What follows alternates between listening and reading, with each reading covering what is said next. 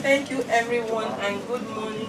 I would like to thank the U.S. Consulate for backing me up in Nigeria here to host this kind of event.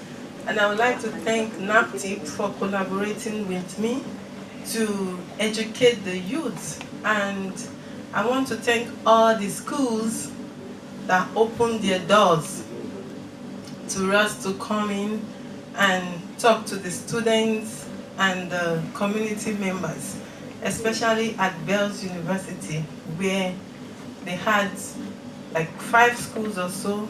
So there we covered 6 schools instead of 1 school. So we got double for what we came for. We came for 5 schools, but we got 10 schools, thanks to Bells University. And also thank you all for waking up so early, because this morning I woke up before 5 o'clock. And I'm not used to waking up that early, but I had to in Lagos. And I want to thank you all for waking up early to come here this morning. I know that it's because you are passionate about this cause too, and you want to make a change in the community. Thank you so much. Victims. We always think that only poor people are victims, or people who don't speak English. And I'm sure that I'm speaking to you in English this morning.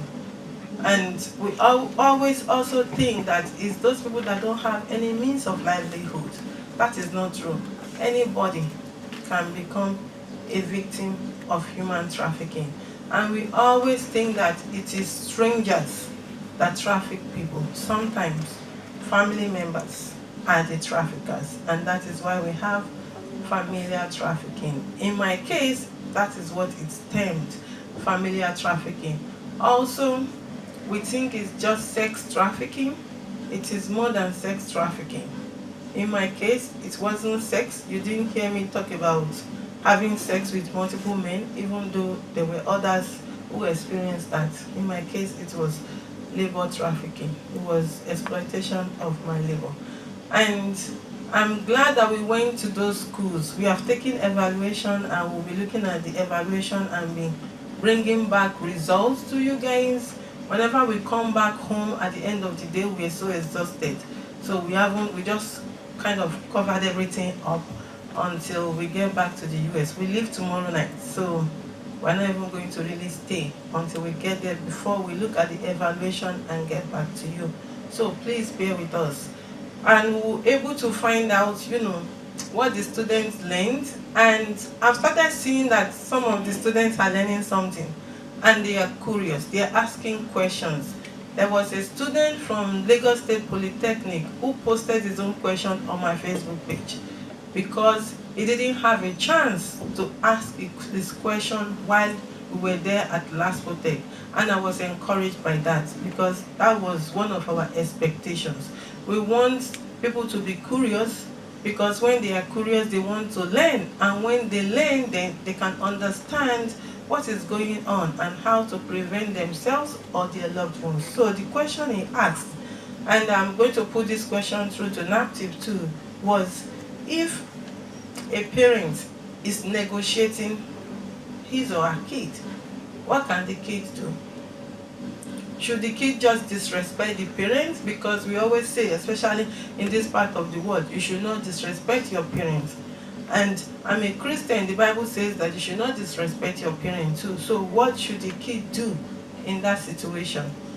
And he also asked, what if the kid just heard the parents negotiating?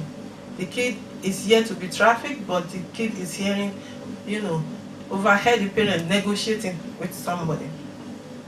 And my response was, call NAPTIP. So NAPTIP, you might be getting calls, because I put your phone number on Facebook. Because I said, if you are in Nigeria, then you should be calling NAPTIP. But if it's in the US, if we get a tip like that, that family will be investigated. Because perhaps that boy knows someone, or that, I think it was a boy, Daniel, knows someone, or it's happening in his family, and it will be investigated to find out what is really going on. And if they found that they are trying to traffic the kid, the parents are going to jail. And somebody also asked me a question at FUNAB. Okay, what about those parents who don't have money and they want their kid to go and work for someone so that they can have money to take care of the family? And my response also was, it is not the responsibility of the child to feed the family. The child is not the head of the household or the breadwinner. The breadwinner is the parent. So if you cannot take care of a child, please close the door. You can enjoy yourself. If you want to enjoy yourself, use condom.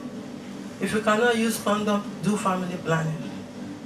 Because it is unfair to bring a child to this world and instead of fending for that child, use that child to make money for yourselves. Children are not supposed to be used to collect money. That's why we have banks. They are not for the good thing and they are not for trade by barter. Many people send their kids to places and collect money. If a parent is giving their kid away to collect money from somebody, it is trafficking. And it is not fair on that child. So please, let us all pay attention. While watching that video, I was shedding tears behind you. I have tissue in my hands. You see, when you have a mark, I have marks on my body, but when I see those marks, I don't cry. But when it is a mark that is done here, you shed tears again and again and again. It's a healing process that takes a lifetime. And when you ask a victim or a survivor to share their story again and again and again and again, it can be hard. It's not easy for somebody that has been victimized to come forward, to put their face to their story.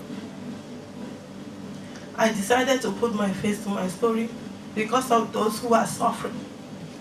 Because indeed, if you have not walked in their shoes, you have no idea.